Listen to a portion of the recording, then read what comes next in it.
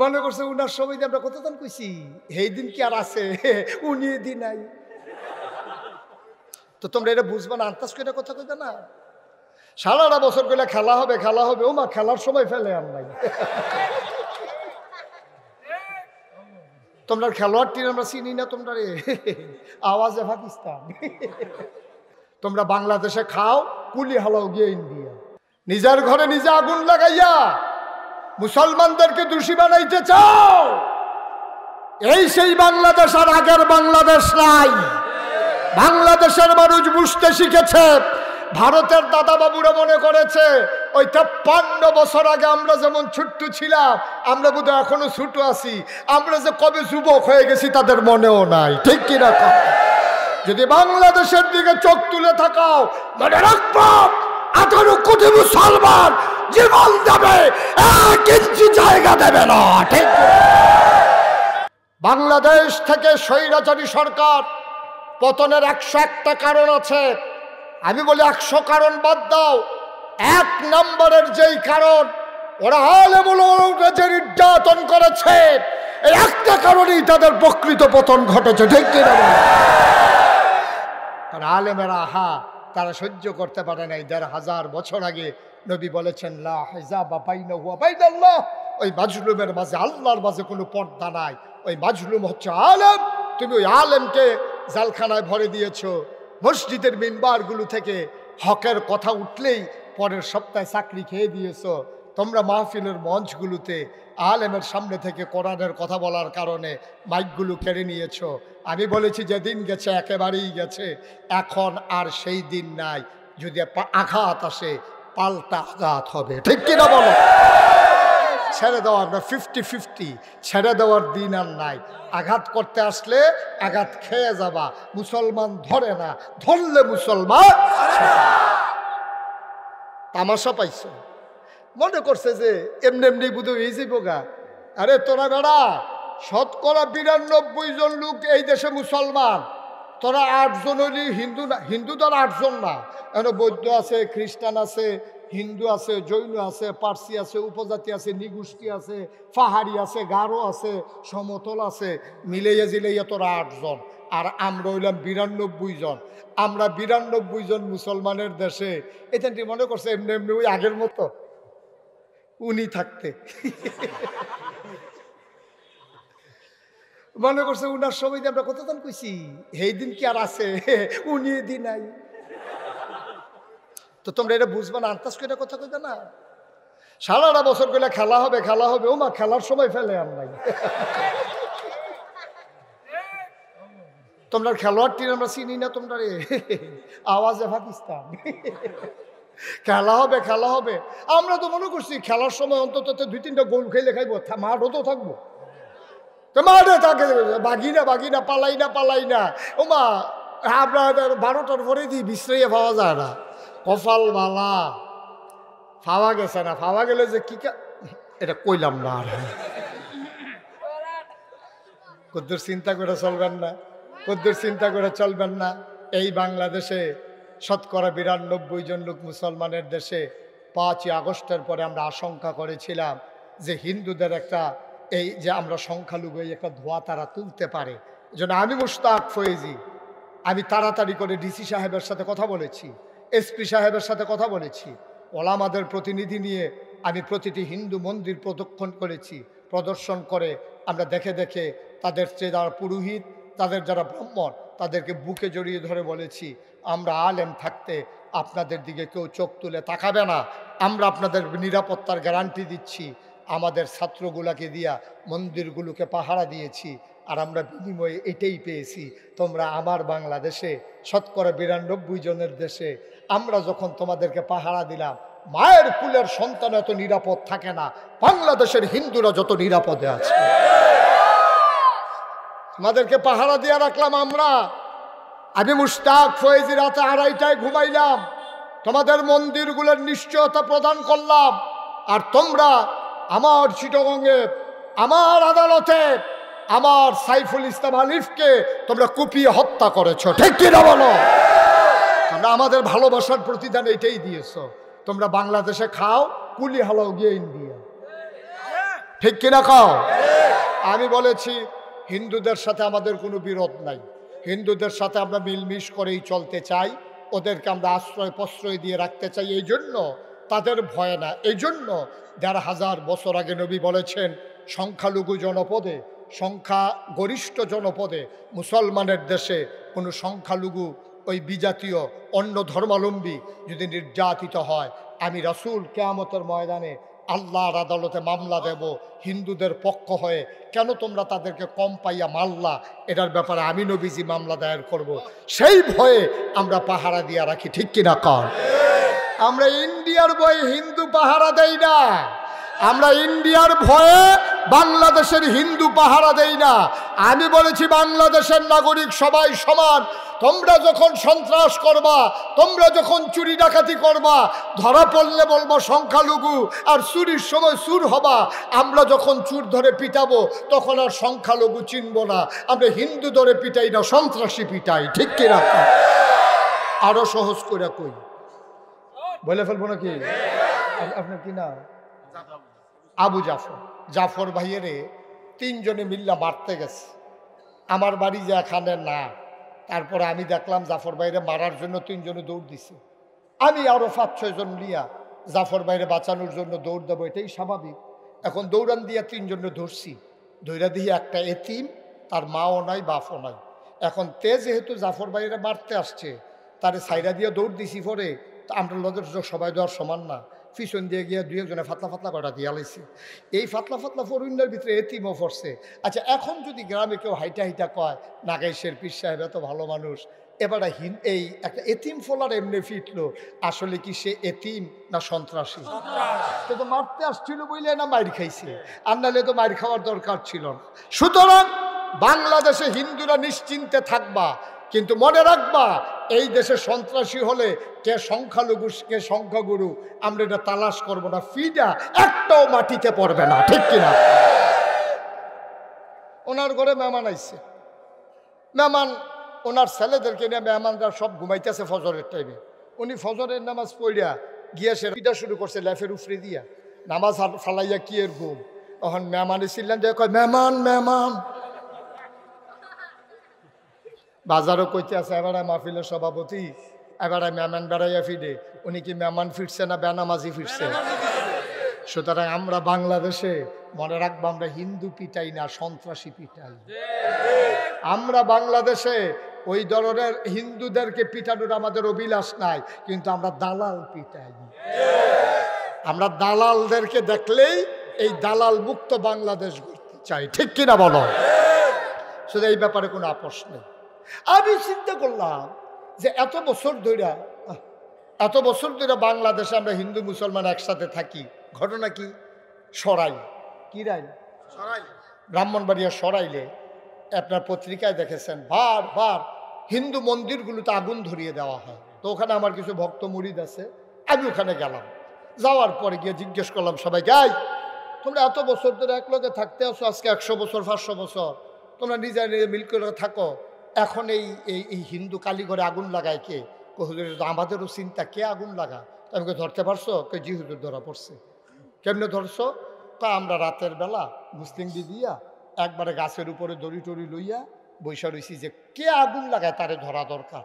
প্রস্তাব মস্তাব লইয়া গাছের উপরে, মন্দিরের উপরে আবার আম গাছ আছে, আম গাছের উপরে বৈশা রইছি, পাহারা দিতে আসি কে আসে। মাঝরাত যখন শেষ হয়ে গেছে দেখি ২জন লোক টিপ টিপ টিপ টিপ কইরা চুরের মতো আস্তে আস্তে ঢুকতে আছে মন্দিরের অঙ্গনে। ঢুইকা যখন খুঁটের থেকে মেজবার করে বাড়ি দিছে, চিন্তা করলাম আর বইয়া থেকে কি ফুটেছে গিয়া, গাছের তো সব লাভ দিয়ে রে পড়লাম, ফিসমোনা বান্ধিয়া হতাই লইলাম, লুঙ্গি খুললা দেখি একটারও মুসলমানই করাইছে না। তাইলে কি এটা মুসলমান না হিন্দু? হিন্দুর ঘরে হিন্দু আগুন লাগাইয়া আমাদেরকে দোষ দাও, সেই দিন কি আর আছে? আমরাই গোয়েন্দা, ঠিক কিনা বলো? পাহারা দিয়া যেদিন ধরতে পারবো মুসলমানি করাইয়া সেরা দেব থাকবা। নিজের ঘরে নিজে আগুন লাগাইয়া মুসলমানদেরকে দোষী বানাইতে চাও, এই সেই বাংলাদেশ আর আগের বাংলাদেশ নাই। বাংলাদেশের মানুষ বুঝতে শিখেছে। ভারতের দাদা বাবুরা মনে করেছে ওই 53 বছর আগে আমরা যেমন ছোট্ট ছিলাম, আমরা বোধহয় এখনো ছোট আছি। আমরা যে কবে যুবক হয়ে গেছি তাদের মনেও নাই, ঠিক কিনা? যদি বাংলাদেশের দিকে চোখ তুলে থাকাও, মনে রাখবো 18 কোটি মুসলমান জীবন দেবে, 1 ইঞ্চি জায়গা দেবে না, ঠিক?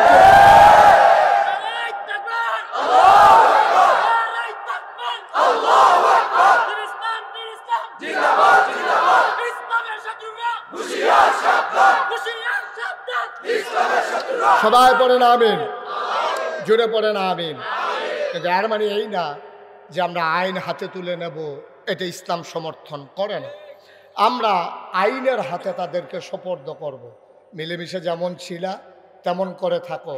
তবে সাধুবাদ জানাই সনাতনী যারা, হিন্দু যারা, তারা ইতিমধ্যে জগন্নাথ হল থেকে তারা মিছিল বের করেছে, জগন্নাথ বিশ্ববিদ্যালয় থেকে মিছিল বের করেছে, এবং প্রতিটি জায়গায় জায়গায় ইনশাআল্লাহ হিন্দুদেরকে সামনে রেখে মুসলমান আর হিন্দু ভাই ভাই এটা আমরা প্রমাণ করে দেওয়ার জন্যে কর্মসূচি আসবে।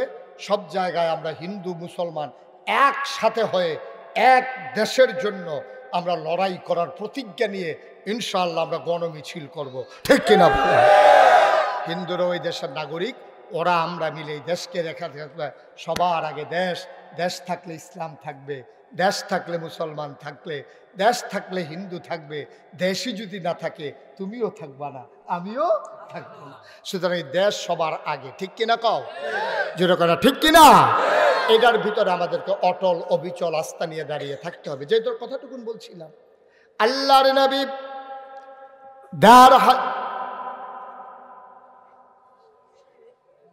এটা হইলো মাহফিলে উঠার একটা সিস্টেম। আপনি এমনি তো উঠতেন পারতেন, একটা ছোটো বাচ্চা লই আইবেন এবারার মতো। তো এবার কি করবো, এই উঠেন কেন?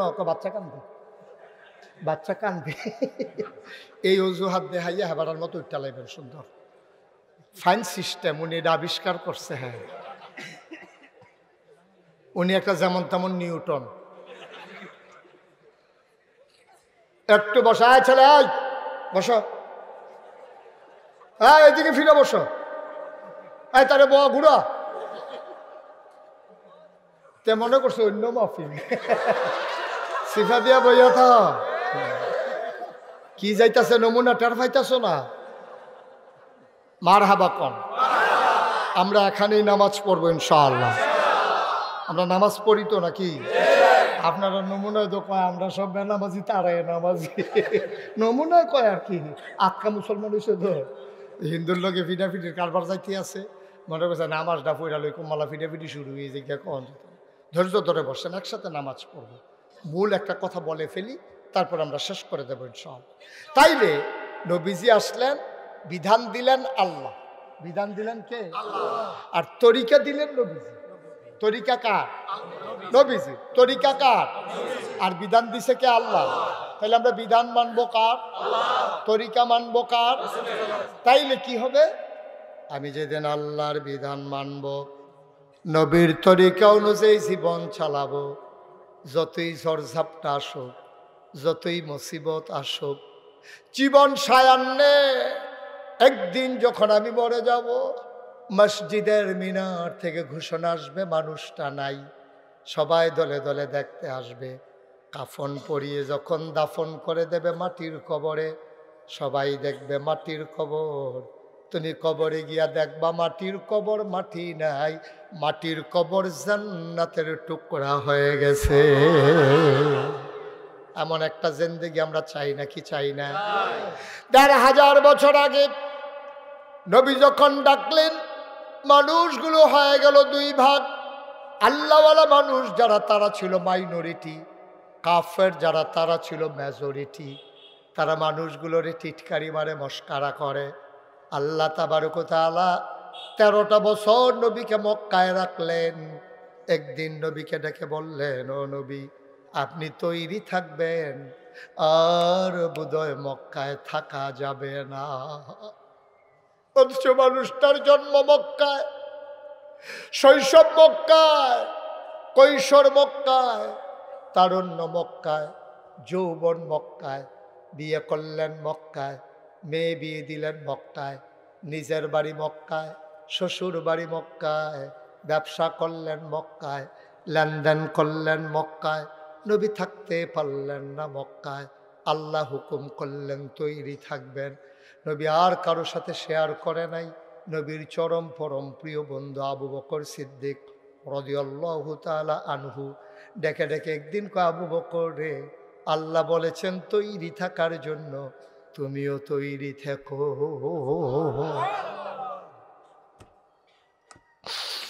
আবু বকর বাড়িতে গেলেন, টাকা নিয়ে বাজারে গেলেন, 2টা উট কিনলেন, একটা ইহুদির ঘরে রেখে দিলেন।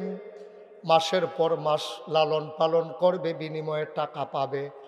ওট পালন হতে শুরু করলো।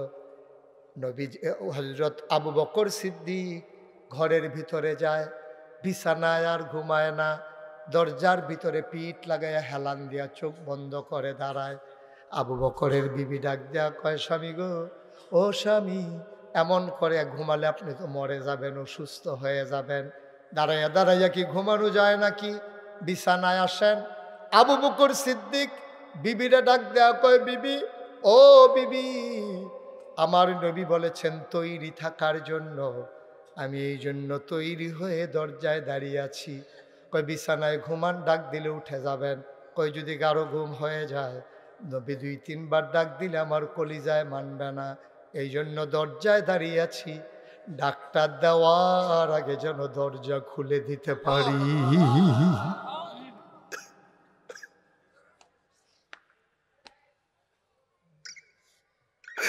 আবু বকর সিদ্দিক দরজার ভিতরে দাঁড়িয়ে আছেন। একবার ডাইনে কাত হয়ে পড়ে যায়, একবার বামে কাত হয়ে পড়ে যায়, সামনের দিকে পড়ে যায়।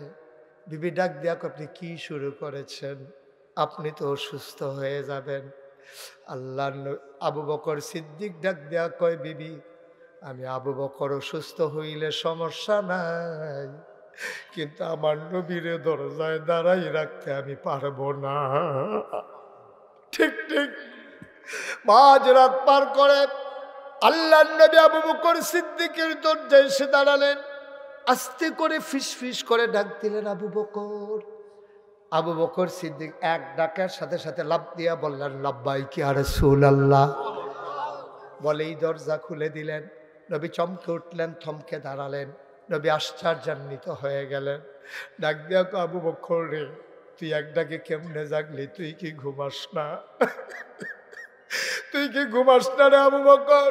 কেমনে টের পাইলি? আবু বকর ডাক দেয়া কই, নবী গো, আপনি যেদিন বলেছিলেন তৈরি থেকো, এরপর থেকে আবু বকর সিদ্দিকের পিঠ আর বিছানায় লাগে না। আয় আয় আয়, বের হয়ে যায়। আল্লাহ নবী বললেন, চলো হাঁটা শুরু করি। আবু বকর বললেন, না, বাহন তৈরি করা আছে। গেলেন ইহুদির বাড়িতে, 2টা উট নিলেন। নবীজি চললেন, আবু বকর চললেন, সাথে একজন রাহাবার নিয়ে নিলেন, পথ প্রদর্শক। এবার নবীজি বললেন, উল্টা দিকে হাঁটো। মনে করেন যাওয়ার কথা উত্তরে, রওনা করলেন দক্ষিণে। আবু বকর সিদ্দিক কয়, গুস্তাখি মাফ কর দিজিয়ে, বেয়াদবি মাফ করবেন। নবী, আপনি কি রাস্তা ভুলে গেছেন? আপনি কি জানেন না মদিনা কোন দিকে? আল্লাহ নবী কয়, জেনে শুনেই আমি উল্টা দিকে রওনা করেছি। কয়, কেন করলেন? কয়, এখন সবাই বের হয়ে আমাকে যখন বাড়িতে পাবে না, সবাই মদিনার রাস্তায় তালাশ করবে। সুবহানাল্লাহ। কত বড় সমরবিদ, কত বড় বুদ্ধিজীবী আমার নবী। মদিনার দিকে না হেঁটে উল্টা দিকে হাঁটলেন। সকাল হয়ে যাবে, সূর্য পূর্ব আকাশে উঁকি মেরেছে। আবু বকর সিদ্দিক কই, ইয়া রাসূলুল্লাহ, ধরা তো পড়ে যাব, সকাল তো হয়ে গেছে, সীমান্ত পার হতে পারি নাই, এখন কি করব? নবী কয়, টেনশন করো না, আল্লাহ আছে। দেখো তো কোথাও কোনো গর্ত টর্ত গুহা টুহা পাও নাকি? সাউর গুহা পাওয়া গেল। নবী আবার গুহায় ঢুকতে চাইলেন। আবু বকর সিদ্দিক সামনে দিয়ে হাত সরিয়ে দাঁড়িয়ে গেলেন। বললেন, ইয়া রাসূলুল্লাহ, আপনি গুহায় ঢুকবেন না। কয়, কেন গুহায় ঢুকবো না? কয়, সাপ থাকতে পারে, বিচ্ছু থাকতে পারে, আপনার যদি কামড়ে দেয় আমি আগে যাই, তারপরে আপনি আগে যাবেন। আল্লাহর নবী চোখের পানি ছেড়ে দিলেন। কলজারা ভরা নবীর মায়া। ফাবিমা রাহমাতিম মিনাল্লাহি লিনতা লাহুম ওয়ালাউ কুনতা ফাজ্জান গালিজাল কলব লানফাদ্দু মিন হাওলিক ফাআফু আনহুম ওয়াস্তাগফির লাহুম ওয়াশাবিরহুম ফিল আমর ফাইযা আযামতা ফাতাওয়াক্কাল আলাল্লাহ ইন্নাল্লাহা ইউহিব্বুল মুতাওয়াক্কিলিন। নবীর মনটা মায়ায় ভরা। আল্লাহ যতটুকু মায়া দিয়েছেন, নবীর মনটা সবটাই নরম। আল্লাহ ঘোষণা দিয়ে দিয়েছেন, ওয়ামা আরসালনাকা ইল্লা রাহমাতাল লিল আলামিন। আয়াতটা পড়লেই কলিজাটা ঠান্ডা হয়ে যায়, একেবারে মজা করে, সব চিন্তা ছেড়ে দিয়ে বধূ মাখা কণ্ঠে সবাই পড়েন দেখি, ওয়ামা আরসালনাকা ইল্লা রাহমাতাল লিল আলামিন। নবী কো আবু বকর, ও আবু বকর, আমি করতে গেলে সাপ কামড়াবে, তুই গুহায় ঢুকলে সাপ কামড়াবে না? তোর কি সাপ ছেড়ে দেবে নাকি? আবু বকর সিদ্দিক কান্দে আর কয়, নবী গো, আমার মতো 100 আবু বকর মরে গেলে ইসলামের কিচ্ছু হবে না। আমি ঢুকলে যদি কামড়ায়, আমি যদি মরেও যাই, আমার মতো 100 আবু বকর যদি মরে যায়, ইসলামের কি ক্ষতি হবে নবী? আমার মতো আবু বকর মরে গেলে ইসলামের তো কিচ্ছু হবে না।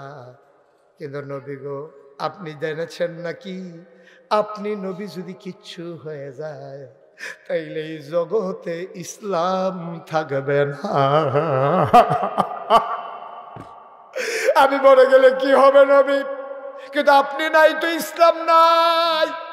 আবার আবু বকর সিদ্দিক ঢুকলেন, গ্রিন সিগন্যাল দিলেন, আসেন আসেন আসেন, মোস্ট ওয়েলকাম, আহলান সাহলান মারহাবা, ইয়া রাসূলুল্লাহ, আপনি ভেতরে আসেন। নবীজি ঢুকলেন, বললেন, আবু বকর, শরীরটা বড় ক্লান্ত, শরীরটা বড় ক্লান্ত রে আবু বকর, মন চায় একটু আরাম করি। আবু বকর আসন পেতে বসলেন, কোলের ভিতরে নবীজি মাথা মুবারক রাখলেন। আবু বকর আলতো করে কপালে টিপে দেয়, চুলের মাঝে বিলি কেটে দেয়। নবী ঘুমিয়ে পড়লেন। আবার তাকায়া দেখে আবু বকর, গর্তের চতুর্দিক দিয়ে ছোট ছোট ছিদ্র দেখা যায়, প্রতিটা ছিদ্রের ভেতর থেকে সাপের জিহ্বা লক লক করে। আবু বকর ভয় পেয়ে গেলেন, টান দিয়া মাথার পাগড়িটা খুললেন, টুকরা টুকরা কাপড় বানাইলেন, সবগুলা গর্ত তিনি বন্ধ করে দিলেন। কাপড়ের টুকরা শেষ, গর্ত রয়ে গেল আরো একটা, কাপড় আর গর্ত রয়ে গেছে। সুবহানাল্লাহ। আবু বকর চিন্তায় পড়ে গেলেন, টুকরা তো নাই কাপড়ের, গর্ত বন্ধ করব কি দিয়া? আবার নবীর মাথা মুবারকের নিচ থেকে আলতো করে তিনি একটা পা বের করলেন, পাটা দিয়ে গর্তের মুখে এমন করে চাপা দিয়ে রেখেছেন। বিষাক্ত সাপ বের হতে না পেরে পায়ের ভিতরে ছোবল মেরেছে, ধ্বংসন করেছে। আবু বকরের শেলটা বিষের জ্বালায় নীল হয়ে গেছে, চিৎকার বের হয়ে আসতে চায়, ঠুটটারে কামড় দিয়ে ধরে রাখছে। আমি যদি চিৎকার করি তাইলে আমার নবীর ঘুম ভেঙে যাবে। কান্নার আওয়াজ থামাইলেন কামড় দিয়া, চোখের পানি থামাইবেন কি দিয়া? কান্নার আওয়াজটা থামানো গেল, চোখের পানি আর ধরে রাখা গেল না। গাল বেয়ে বেয়ে আবু বকরের পানি পড়তেছে, মনের অজান্তে 2 ফোঁটা পানি পড়ে গেল নবীর গাল মুবারকে। নবী লাফ দিয়ে উঠলেন, চমকে দাঁড়ালেন, থমকে উঠলেন, তিনি আশ্চর্যান্বিত হয়ে গেলেন, উঠে বসলেন। তাকায় দেখে আবু বকরের শরীরটা নীল হয়ে গেছে, কাঁদতে কাঁদতে দাড়িগুলো ভিজে গেছে, শরীরটা নীল, নিচের ঠোঁটটারে দাঁত দিয়ে কামড় দিয়ে ধরে রাখছে। আল্লাহর নবী গো, আবু বকর, আবু বকর কেন কান্দোস? নিশ্চয়ই বাড়ির কথা মনে পড়েছে, বাচ্চাদের কথা বুঝি মনে পড়ছে। আবু বকর কই, ইয়া রাসূলুল্লাহ, যেই বাচ্চারা আপনারে দেখলে 3 দিনের খাবারের কথা ভুলে যায়, এক নজর আপনারে দেখলে 3 দিনের খাবারের কথা আর যেই বাচ্চাদের মনে থাকে না। আর আমার কুলে আপনি নবী, আর আমি বাড়ির কথা মনে করে করে কানবো, আমি কি এই মানুষ? আল্লাহর নবী কয়, কাদোস কেন রে আবু বকর? আবার আবু বকর কয়, মনে করেছিলাম বলবো না, না বলে তো আর থাকা গেল না গো নবী, আমাকে সাপ কামড় দিয়েছে, ধ্বংসন করেছে। নবী কয়, দেখি দেখি কই সাপ কামড় দিল? আবার আবু বকর সিদ্দিক পাটা বের করে দেখালেন, এই যে দেখেন সাপ কামড় দিয়েছে। নবী আঙ্গুলটা আস্তে করে জিহ্বায় লাগালেন, একটু লালা মুবারক নিয়া আস্তে করে আবু বকরের পায়ের ভিতরে লাগাই দিলেন।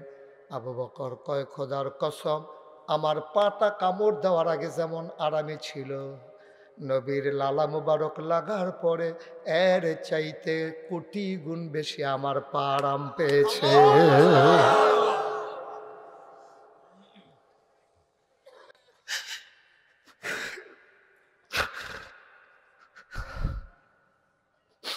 এই নবী তোমার আমার নবী, সারাটা জীবন মদিনায় কেঁদেছেন, আজও মদিনায় শুয়ে শুয়ে নবী কাঁদেন।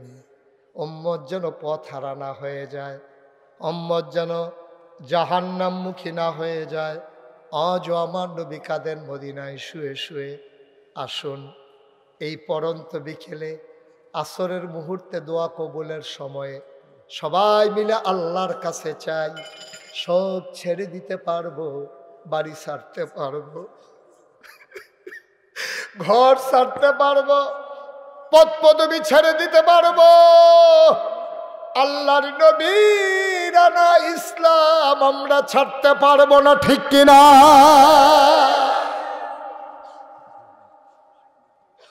পারবো না, জীবন দিতে পারবো। জীবনের কি দাম আছে নাকি বেড়া? আমাদের দেশে মাসালা কয় জান বাঁচান ফরজ, একেবারে একটা ভুয়া কথা। জান বাঁচানো ফরজ না, কারণ জানের মালিক তুমি না। ইন্নাল্লাহ আশতারা মিনাল মুমিনিনা আনফুসাহুম ওয়া আমওয়ালাহুম বিআন্না লাহুমুল জান্নাহ। তুমি তোমার জান আর মাল বিক্রি করে এসেছো, বিনিময়ে জান্নাত কিনে নিয়েছো। জানের মালিক তুমি না, জান বাঁচানো তোমার দায়িত্ব না। সুতরাং জান বাঁচানো ফরজ না, ইমান বাঁচানো ফরজ, ঠিক কিনা? আর ইমান বাঁচাইতে গিয়া জান দেওয়া ফরজ, ঠিক কিনা? কম জান বাঁচানো ফরজ না, বরঞ্চ জান দেওয়া ফরজ। কষ্ট হচ্ছে না? সেটা তো দেওয়াই লাগবে, যেহেতু আসরের রক্ত। আবার শীতকালীন সময় আপনারা দেখেছেন পোস্টারে যে আমার নামের সাথে একটা লাইন লেখা আছে, মোশতাক ফয়েজি পীর সাহেব। আমি কিন্তু পীর সাহেব হতে চাই নাই, আমার কোনো আকাঙ্ক্ষা ছিল না। ভাই থামাইতে পারতাম না, উনি রুখ লইয়া লাইছে। হ্যাঁ, পীর সাহেব হওয়ার আমার আকাঙ্ক্ষাও ছিল, ইচ্ছেও ছিল, কল্পনাও ছিল। আমার দাদা ছিলেন ফুরফুরা সিলসিলার একজন বড় পীর। আমার আব্বা ইন্তেকাল করেছেন দাদার আগে, এজন্য দাদার পরেই এ গোলামের উপরে দায়িত্ব এসেছে। আমি পীর হতে চাই নাই। যেদিন দায়িত্ব দেওয়া হয়েছে আমি হাউমাউ করে কেঁদেছি। আমি বলেছি, দাদা আমার ভাই আছে, চাচার আছে, আমাকে কেন? দাদা বললেন, আমি জানি কারি দিয়ে করা যাবে। শেষ পর্যন্ত দাদা ইন্তেকালের আগে আমাকে 9 শতক জায়গা দিয়ে গেছেন, মাত্র 9 শতক। আর পরে আমি দরবারে দায়িত্ব পাওয়ার পরে জায়গা কিনা শুরু করছি। এখন নাগাইশ দরবারে 18 একর জায়গা, 1800 শতক। মারহাবা বলবেন না? কয় শতক? 18 শতক।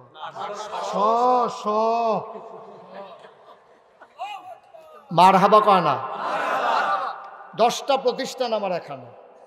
জাকির আসকারের জন্য একটা খানকা আছে, এটা দাখিল মাদ্রাসা, নুরানি মাদ্রাসা, হাফিজিয়া মাদ্রাসা, ধাতব্য চিকিৎসালয়, গণপাঠাগার, গবেষণাগার, ছাত্রাবাস, ইয়াতিমখানা, মসজিদ। আপনারা সোশ্যাল মিডিয়ার সুবাদে আমার মসজিদের খবর সবাই পেয়ে গেছেন না? আমার মসজিদটা পৃথিবীর ভিতরে একটা ব্যতিক্রম ধর্মী মসজিদ। যে হুজুর এটা আবার কি মসজিদ? এটা নিচতলায় হাসপাতাল, দোতলায় 3 তলায় মসজিদ। এখানে শরীরের চিকিৎসাও হবে, মনের চিকিৎসাও হবে। মারহাবা বলবেন না? আজকে বাংলাদেশে চিকিৎসা সেবার কারণে অনেক অসহায় মানুষ চিকিৎসা বঞ্চিত হয়ে মৃত্যুর কূলে ঢলে পড়ে। আমি চিন্তা করলাম এই কাজটা আমাদের শুরু করা দরকার। প্রতিটা মসজিদের সাথে সাথে একটা হাসপাতাল থাকা উচিত। মসজিদে হবে মনের চিকিৎসা, হাসপাতালে হবে শরীরের চিকিৎসা। মার হাবা বলবেন না?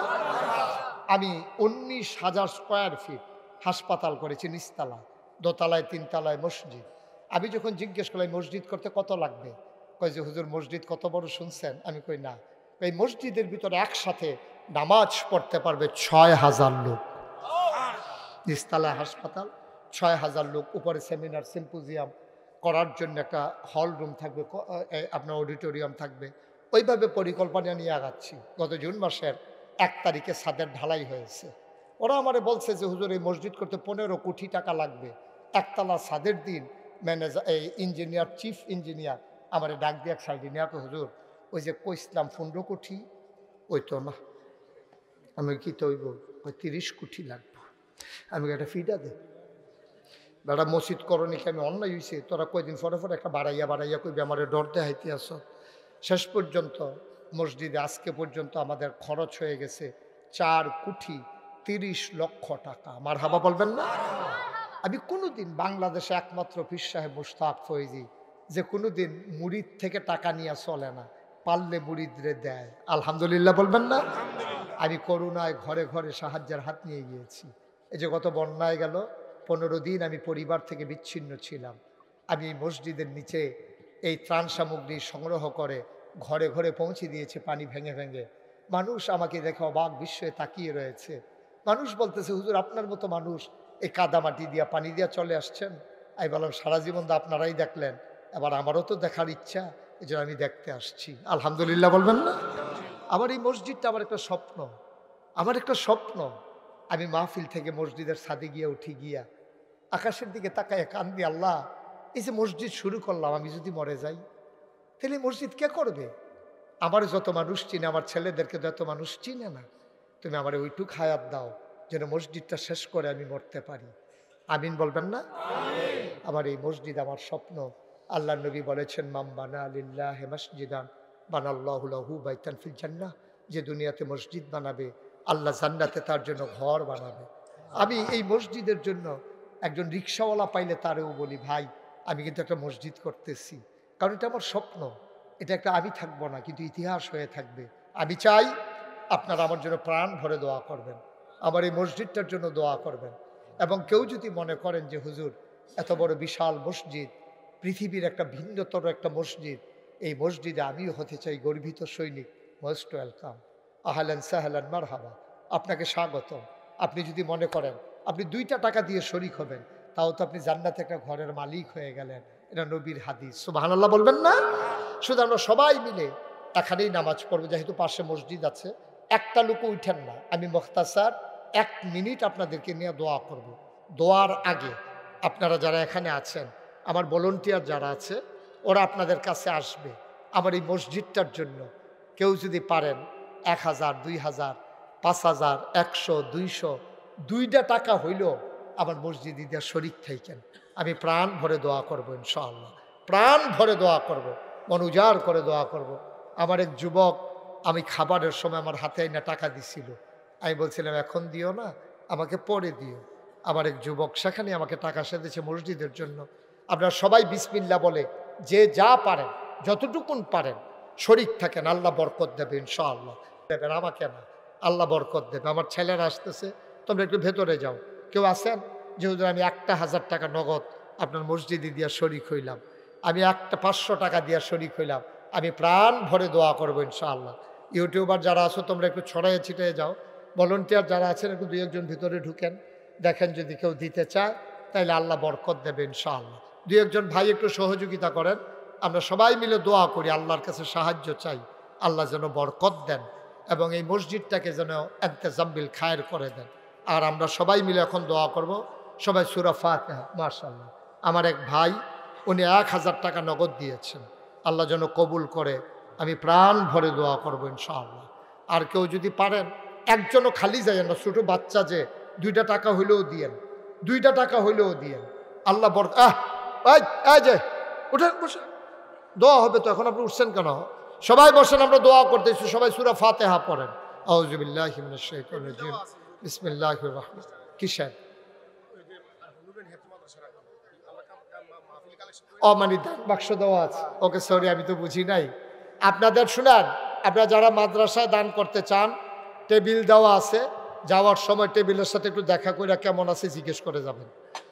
টেবিলের সাথে একটু দেখা করে যাবেন। যারা শরিক হইতে চান ওখানে শরিক হয়ে যাবেন। আমি এটা জানতাম না। যাই হোক, যারা পারেন শরিক হয়ে যাবেন, আর মসজিদে যারা পারেন শরিক হতে পারেন। সবাই মিলে মাখতাসার একটু দোয়া করি। আসরের পর থেকে ধারাবাহিকভাবে আবার আলোচনা চলবে ইনশাআল্লাহ। আল্লাহুম্মা আমিন। রব্বানা যালামনা আনফুসানা ওয়া ইন লাম তাগফির লানা ওয়া তারহামনা লানাকুনান্না মিনাল খাসিরিন। রব্বানা আতিনা ফিদ দুনিয়া হাসানাতাও ওয়া ফিল আখিরাতি হাসানা ওয়া কিনা আযাবান নার। আয় আল্লাহ তাআলা, তোমার কুদরতি পায়ে ধরে ভিক্ষা চাই, আজকের এই মাহফিল তুমি কবুল আর মঞ্জুর করে নাও। আমাদের সবার মনের ন্যাক আশা তুমি পূরণ করে দাও। আমাদের যার যত অভাব আছে দূর করে দাও। আমাদের যারা কবরবাসী, কবরগুলার জান্নাতের টুকরা বানিয়ে দাও। আয় আল্লাহ, যারা মুর্দা মুসলমান, আয় আল্লাহ, তাদের জীবনের গুনাহগুলো তুমি মাফ করে দাও ইয়া রাব্বাল আলামিন। আমি আসি আর না আসি, আমি থাকি আর না থাকি, আজকের এই মাহফিল উপযুক্ত খাদেম দিয়া কিয়ামত পর্যন্ত তুমি মাওলা কায়েম আর দায়েম রেখে দিও। আল্লাহ টাকা দিল, পয়সা দিল, বুদ্ধি দিল, পরামর্শ দিল, মাহফিলকে দাঁড় করাইল। সবার জন্য আজকের মাহফিল তুমি নাজাতের উসিলা বানাইয়া দিও। সভাপতি সাহেব মুরব্বী মানুষ, চোখের পানি ছেড়ে দিয়ে কেঁদেছেন, মানুষটা অস্থির হয়ে গেছেন। আয় আল্লাহ, দীর্ঘ দীর্ঘ হায়াত দাও, শিফায়ে কামেলা নসিব করে দাও। আমার মা বোনদেরকে আবেদা সালেহা জাহেদা বানাইয়া দাও। আয় আল্লাহ, বাংলাদেশকে তুমি হেফাজত করো। এই দেশের স্বাধীনতা সার্বভৌমত্ব তুমি রক্ষা করো। সকল প্রকারের ফিতনা ফাসাদ থেকে হেফাজত করো। দেশি বিদেশি সকল ষড়যন্ত্রের হাত থেকে আমার এই দেশকে তুমি হেফাজত করো। আল্লাহ, ইয়ারা জুলাই বিপ্লবের চেতনা নিয়ে এই দেশকে সামনের দিকে এগিয়ে নিয়ে যাওয়ার জন্য আমাদেরকে তৌফিক দান করে দাও। আমিন আমিন আমিন ইয়া রাব্বাল আলামিন। হায়াত যেদিন শেষ হয়ে যাবে, রুহু যেদিন গলার মাঝামাঝি আটকে যাবে, ওই কঠিন মুসিবতের সময় তুমি রাজি থেকে তোমার হাবিবকে রাজি রেখে আমাদের কণ্ঠে ওই মধুর কলেমা তুমি জারি করে দিও, লা ইলাহা ইল্লাল্লাহু মুহাম্মাদুর রাসূলুল্লাহ সাল্লাল্লাহু আলাইহি ওয়াসাল্লাম। আসসালামু আলাইকুম ওয়া রাহমাতুল্লাহি ওয়া বারাকাতুহু।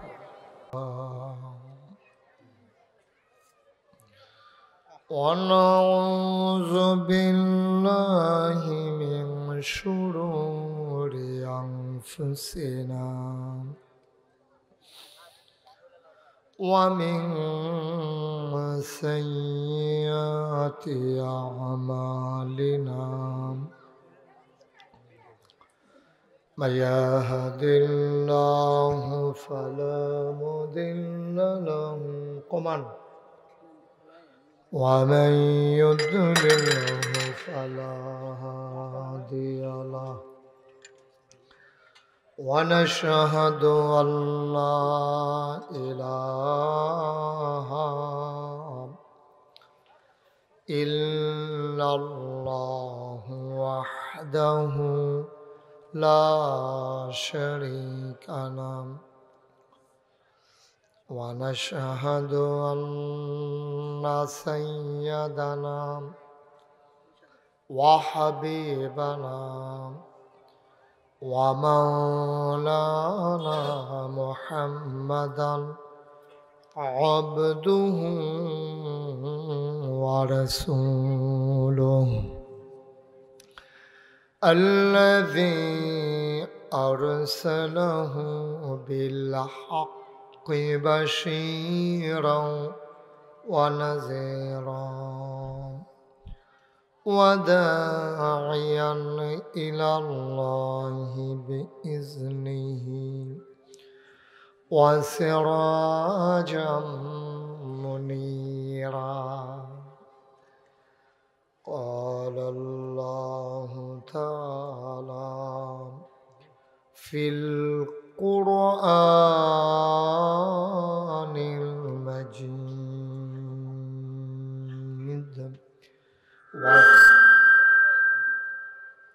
আমি আগেই বলছিলাম আপনাকে কমান وفي فرقانه الحميد সবাই পড়ুন أعوذ بالله من الشيطان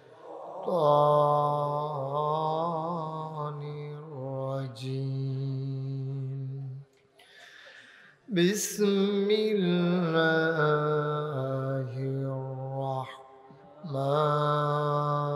الرحمن الرحيم إن الله وملائكته يصلون على النبي يا أيها الذين آمنوا صلوا عليه وسلموا تسليما اللهم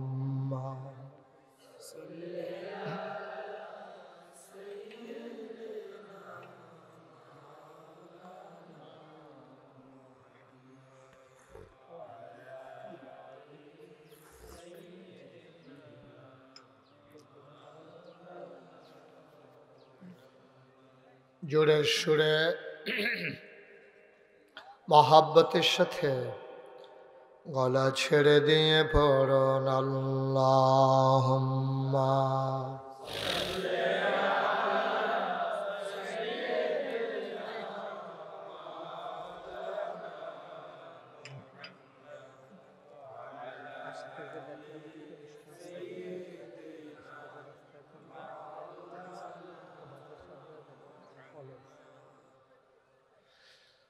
आशिक हुइया पढ़ो दुरूद माशुक তোমার মদিনায় आशिक हुइया पढ़ो दुरूद মাশুক তোমার মদিনায় আশিক যদি হইতে পারো আশিক যদি হইতে পারো যাইবা সোনার মদিনায় আল্লাহুম্মা কমাই দেন আওয়াজটা তো মোটা করেন না বেস দিয়েন না বেস একবারে জিরো করে দেন আওয়াজটা একটু কমাই দেন ওয়ালা আলি ওকে বলতেছি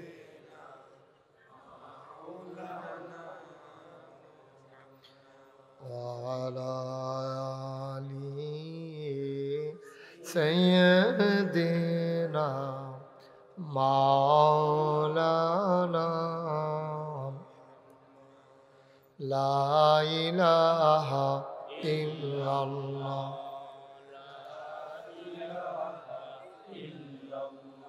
لا إله লা ইলাহা বিরক্ত করে ফেলতেছে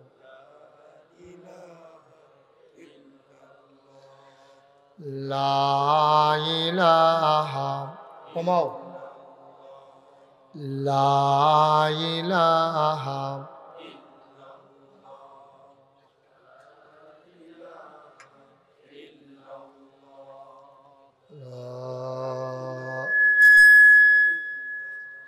লা হাওলা ওয়ালা কুওয়াতা ইল্লা বিল্লাহ, আস্তাগফিরুল্লাহ। তুমি কি ইচ্ছা করে এমন করতেছ? কি করতেছ? এমনি এমনি হয়ে যেতেছে? সবাই পড়ি আলহামদুলিল্লাহ। আর ধরবা না, সরো। তারে ফিসমোড়া বান্ধে হতাইলা, সরো এখান থেকে, সরো। আবার ধরে, সরো। উঠো তুমি এখান থেকে। আমি কই উঠতে, এখানে সে বুঝে না কেন? তুমি এখানে থাকলে এটা গুতাগুতি করবে, উঠো। সবাই পড়েন আলহামদুলিল্লাহ।